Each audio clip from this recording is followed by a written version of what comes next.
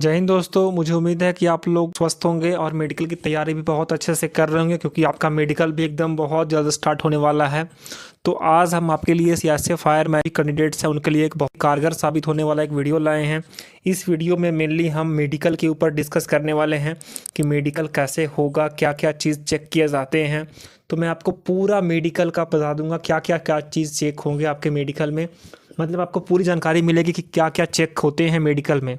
तो देखिए, चलिए वीडियो को शुरू करते हैं हम बिना टाइम को वेस्ट किए। देखिए, सबसे पहले आपका टेस्ट नंबर अगर हम देखें, सबसे पहले देखिए टेस्ट, सबसे पहले आपका देखिए, अगर आप देखें तो डीएनएस चेक होगा। डीएनएस आपका नोज़ में होता है, ठीक है। मतलब नोज़ में देखा जाता है कि आपका नोज़ की हड्डी जो है वो टेढ़ी तो नहीं है। डीएनएस के बाद मैं आपको शॉर्ट में बताऊंगा सारा इसमें क्या क्या चेक होते हैं, फिर मैं डिटेल में बताऊंगा कि क्या क्या चीज़ चेक होंगी दूसरी वीडियो में। आप इसकी जानकारी है पहले आप ले लें क्या क्या चीज़ चेक होंगे, आपको ये जानकारी होनी चाहिए बिल्कुल। डीएनएस के बाद आपको आईज़ चेक होंगे। आईज़ में आपको देखी जाएंगी पहली चीज़ डिस्टेंट विज़न। डिस्टेंट विज़न के बाद नियर विज़न देखी जाएगी। नियर विज़न के बाद आपको फिर कलर विज़न देखी जाएगी। उसके बाद आपको स्क्विंट भी चेक किया जाएगा। स्क्विंट इन आइज, पेंसिल से जो करते हैं चेक, वो स्क्विंट इन आइज भी चेक किया जाएगा। उसके बाद आपको टैटू चेक किया जाएगा। टैटू का चेक होगा। टैटू का चेक मतलब देखिए, रिलीजन का टैटू जो होता है ना, धार्मिक रिलीजन का टैटू जो है वो अलाउड है।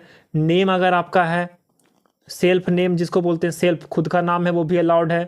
लेकिन अगर कोई सेक्सुअल टाइप टैटू है, सेक्सुअल टैटू नहीं अलाउड है, बिल्कुल वो रिजेक्ट है उस केस में। उसके बाद टैटू का जो राइट हैंड में अगर टैटू किसी का है, राइट हैंड में अगर टैटू है तो वो भी रिजेक्ट है। उसके बाद टैटू का जो लेंथ होगा विड वो होगा क्या, 1/4 ले फोर्थ। अगर वो पूरा बाजू है तो बाजू का 1/4 में टैटू होना चाहिए।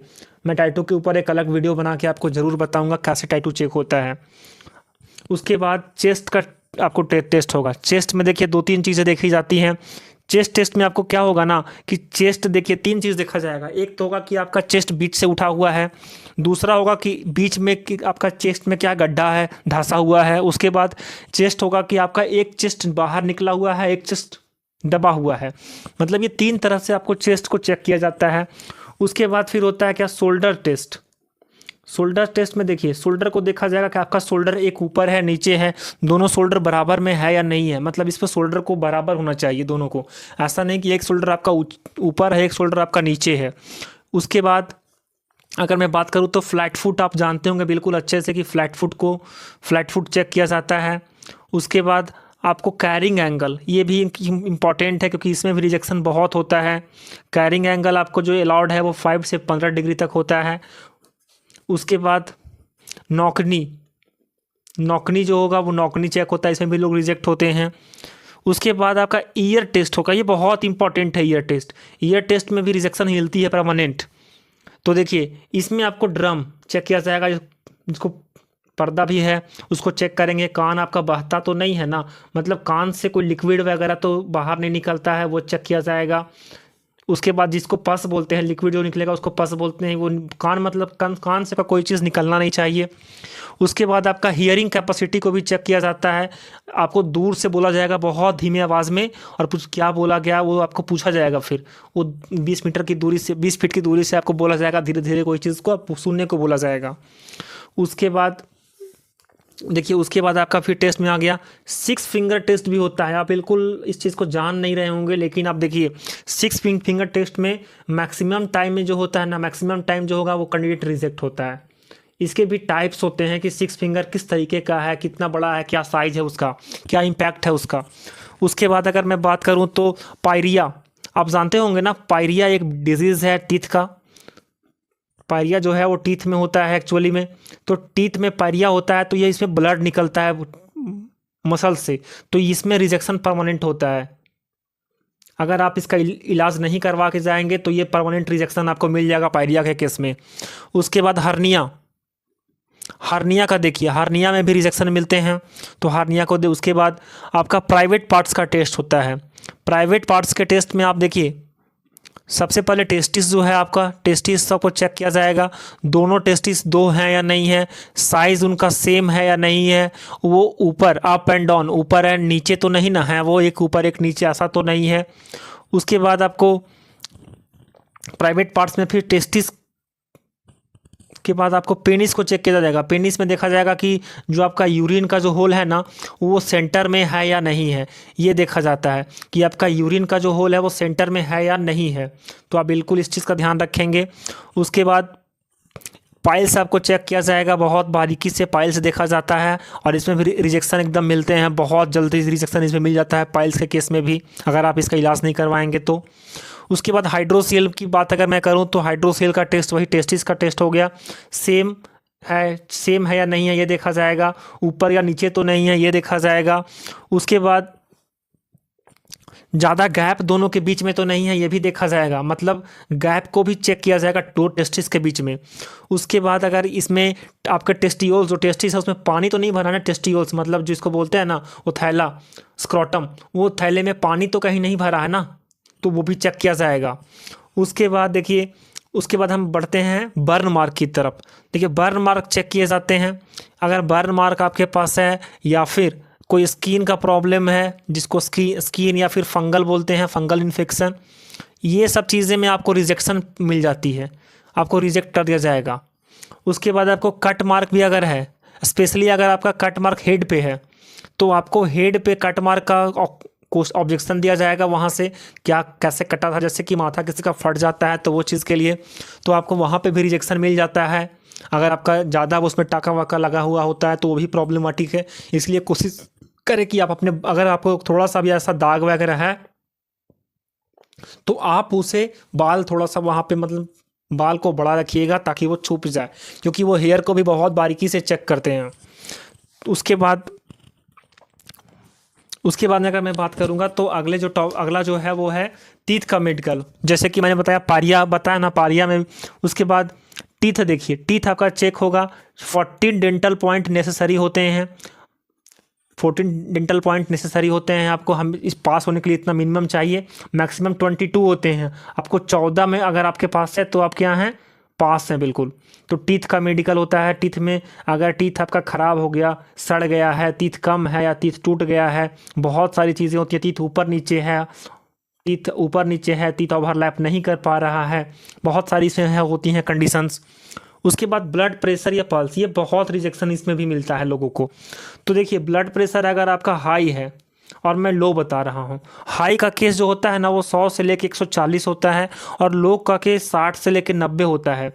लेकिन अगर नॉर्मल अगर आप हैं तो नॉर्मल का ब्लड प्रेशर जो होगा ना वो एक्चुअली 120 अगर है तो आप नॉर्मल है, इससे थोड़ा ऊपर चल जाएगा, थोड़ा नीचे चल जाएगा, लेकिन बहुत ज़्यादा ऊपर नीचे वेरिएशन नहीं चलता है, तो आप बिल्कुल इस चीज़ का भी ध्यान रखेंगे। उसके बाद आपका एक्सरे होगा, क्या होगा, एक्सरे होगा। देखिए आप एक्सरे के, आपका इसमें क्या होगा, एक्सरे में एक्चुअली चेस्ट का एक्सरे होता है, इसमें आपको मेनली देखा जाएगा क्या, रिब्स को, कि आपका रिब जो है ना वो टूटा फूटा तो नहीं है आपका रिब्स। उसके बाद आपकी पसली जिसको बोलते हैं रिब्स को। उसके बाद आपके हार्ट बीट को भी देखा जाएगा, इसमें कार्डियोग्राफी इसमें होती है तो हार्ट बीट को भी चेक किया जाता है कि आपका हार्ट बीट का क्या रेट है। उसके बाद आपका यूरिन का टेस्ट होगा, यूरिन का टेस्ट में आपका देखा जाएगा HIV चेक किया जाएगा। उसके बाद आपको इसमें यूरिक एसिड देखा जाएगा, यूरिक एसिड से मालूम चलता है कि किडनी आपका कैसा है।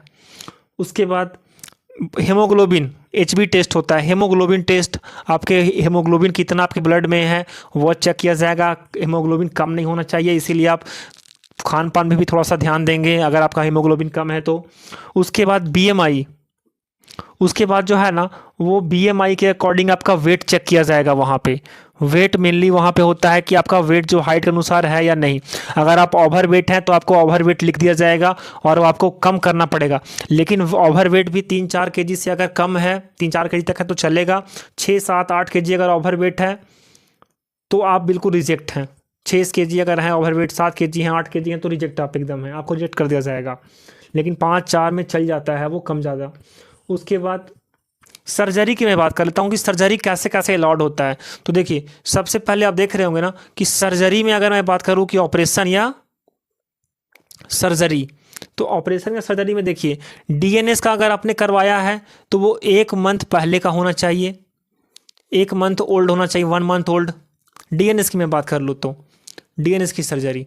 उसके बाद देखिए DNS के बाद मैं बात करूँ ईयर, कान का सर्जरी आपने करवाया तो ये 4 मंथ का ओल्ड होना चाहिए। कान के बाद अगर मैं बात करूँ किस चीज़ का, हर्निया का, हर्निया का जो ऑपरेशन आप करवाएंगे वो 6 मंथ ओल्ड होना चाहिए।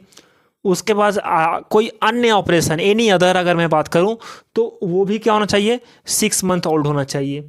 तो ये कि सर्जरी का केस है कि डीएनएस 1 मंथ पुराना चाहिए, चल जाएगा, ईयर 4 मंथ, हर्निया 6 मंथ और any other 6 month. LASIK surgery जो है ना, लेसिक सर्जरी को परमानेंट रिजेक्ट किया जाता है। अगर वो पकड़े गए तो परमानेंट रिजेक्शन उनको मिलता है। लेसिक सर्जरी जिसको आई का सर्जरी बोलते हैं, आई का जो होता है लेसिक। तो बिल्कुल आप कोशिश करें कि ना कॉन्टेक्ट लेंस का भी यूज़ ना करें। अगर आप पकड़े जाएंगे तो फिर आपको आप ही समझ सकते हो उस चीज़ को थोड़ा।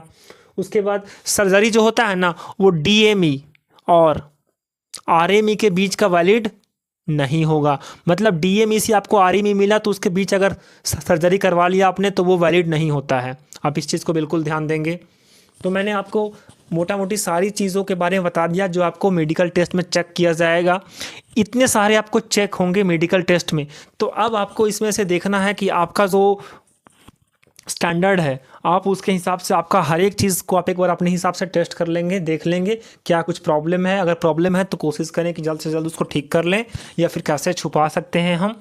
तो अगर आपको कोई भी समस्या होगी तो आप ज़रूर कमेंट बॉक्स में लिखिएगा। मैं आपको वीडियोस प्रोवाइड करूंगा हर एक टॉपिक पे। आप हमारा प्लेलिस्ट में जाएंगे सीएसएफ फायर मेडिकल का, उसमें आपको तीत का मेडिकल का वीडियो मिल जाएगा। उसके बाद आपको पाइल्स मेडिकल का वीडियो का मिल जाएगा। उसके बाद आई मेडिकल का मिल जाएगा।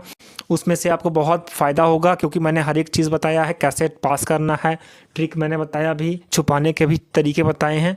तो अगर आपको वीडियो अच्छा लगा हो तो चैनल को लाइक कीजिए, शेयर कीजिए, सब्सक्राइब कीजिए। जय हिंद दोस्तों।